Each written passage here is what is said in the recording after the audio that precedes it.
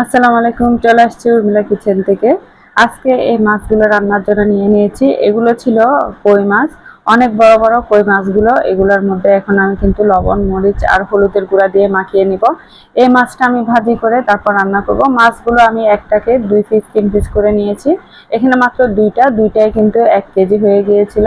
তো যাই হোক, এই মাছগুলো আমি ভালোভাবে মাখিয়ে কিছুক্ষণ রেখে দিয়েছি। এরপর আমি তেলের মধ্যে এই মাছগুলো একটা একটা করে ভাজি করে নিচ্ছি। মাছগুলো ভাজি হওয়ার পর মাছগুলো ভাজা ভাজা হয়ে গিয়েছে, আমি এক পিঠ উল্টিয়ে দিচ্ছি। এই যে দেখতে পাচ্ছেন, মাছটা আমি উল্টিয়ে দিলাম। ভালোভাবে উল্টিয়ে একটু ভাজা ভাজা করে নিলে কিন্তু খুবই সুন্দর হয়, রান্নাটাও ভালো লাগে। মাছটা কিন্তু ভাজি ছাড়া খেতে খুব একদম ভালো লাগে না। আর যেগুলো ডিম হয়েছিল, এই মাছগুলোর মধ্যে অনেকগুলো ডিমই হয়েছিল। ডিমগুলো পাশে বসিয়ে দিয়েছি। আর এক পাশে চুলায় কিন্তু আমি এদিকে শাক রান্না করছি। আর যে আলুগুলো আমি ভালোভাবে লবণ মরিচ দিয়ে মাখিয়ে রেখেছি, সেই আলুগুলো আমি ভাজি ভাজি করে নিয়েছি। আর এক পাশে চুলার মধ্যে আমি কড়াই বসিয়ে দিয়েছি রান্নার জন্য। এখন আমি পরিমাণ মতো এখানে তেল দিয়ে দিয়েছি, আর ফোড়নের জন্য একটু করে রসুন কুচিটা দিয়ে দিয়েছি। রসুন কুচিটা সামান্য একদম লাল লাল হয়ে আসলে এর মধ্যে আমি অনেকগুলো পেঁয়াজ কুচিটাও দিয়ে দিচ্ছি। পেঁয়াজ কুচিটাও সামান্য কিছুক্ষণ পর্যন্ত ভাজা ভাজা করে নিচ্ছি। এই তরকারিটা খেতে খুবই ভালো লেগেছিল, আর কালারটাও দেখবেন এত সুন্দর হয়েছে বলার মতো না। এখানে পেঁয়াজটাও ভাজা ভাজা হয়ে আসছে। এখানে কিন্তু কিছুটা আদার বাটা, রসুন বাটাটাও দিয়ে দিব। কারণ আদা রসুন বাটাটা না দিলে মাছটা ভালো লাগবে না, যেহেতু এটা কালিয়া রান্না করতেছি। মাছের কালিয়াটার মধ্যে আসলে মশলা দিতেই হয়। তো যাই হোক, এখানে আমি ততটা মশলা আমি ইউজ করি নাই, আমি মশলাটা একটু কম পরিমাণে দিয়েছি।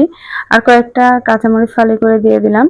দিয়ে একটু ভাজা ভাজা হওয়ার জন্য অপেক্ষা করছি। আর পরিমাণ মতো আমি লবণটাও দিয়ে দিয়েছি। লবণটা দিয়ে তারপর আমি সামান্য পরিমাণে হলুদ গুঁড়া দিয়ে দিয়েছি, আর 1 চামচের চেয়ে বেশি মরিচ গুঁড়াটাও দিয়ে দিয়েছি। তারপর সামান্য পরিমাণে মাছের মশলাটাও দিয়ে দিলাম। দিয়ে ভালোভাবে নাড়াচাড়া করে বেশ কিছুক্ষণ কষিয়ে নিচ্ছি। তেলটার মধ্যে মাছটা অনেকক্ষণ কষিয়ে নেব। আরেক পাশে কিন্তু আলুটা হচ্ছিল। তা যাই হোক, এখানে আমি অনেকগুলো টমেটো কুচি দিয়ে দিয়েছি। টমেটোটা দিয়েও ভাজা ভাজা করে নিচ্ছি সামান্য পানি দিয়ে, যেন টমেটোটা গলে যায়। আমি একদম ছোট করে কেটে নিয়েছি টমেটোগুলো। তো যাই হোক, টমেটোগুলো অনেকক্ষণ ভাজা ভাজা হয়ে আসছে। এখানে আমি ঢাকনাটা দিয়েও অনেকক্ষণ রান্না করেছি নরম হওয়ার জন্য।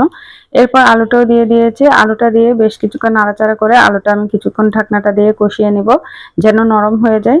তো কিছুক্ষণ পর পর নাড়াচাড়া করে দিয়েছি। এখন আলুটা একদম পানিটা শুকিয়ে গিয়েছে, আর ঝোলের জন্য এখন আমি পানি দিয়ে দিয়েছি। ঝোলটা বলক উঠে আসছে, আর মাছগুলো দিয়ে দিয়েছি। মাছটা দিয়ে আরো কিছুক্ষণ ঢাকনাটা দিয়ে আমি কিছুক্ষণ রান্না করে নিলাম। তো কিছুক্ষণ পর এই যে আমার মাছটা প্রায় হয়ে আসছে। আরো কিছুক্ষণ আমি নাড়াচাড়া করে দিয়েছি, আর কিছুক্ষণ পর তারপর ঢাকনাটা দিয়ে রান্না করলাম। এখন আমি এখানে কিছুটা ধনিয়া পাতা দিয়ে দিয়েছি। ধনিয়া পাতাটা দিয়ে তারপর আমার মনে পড়লো যে এখানে যে উপরের দিক থেকে আমি জিরা বাটাটা দিই, সেটা দিই নাই। তার একটু পরে আবার জিরাটা আমি উপরের দিক থেকে ছিটিয়ে দিয়ে দিচ্ছি। জিরাটা দেওয়ার কারণে এটা কিন্তু খেতে খুবই ভালো লাগবে, আর অনেক ভালো একটা ঘ্রাণ হয়। তো যাই হোক, এটা আমার হয়ে আসছে। সবার কেমন লেগেছে অবশ্যই জানাবেন। ভালো লেগে থাকলে লাইক কমেন্ট শেয়ার দিয়ে পাশে থাকবেন। আজকে এই পর্যন্ত। আল্লাহ হাফেজ।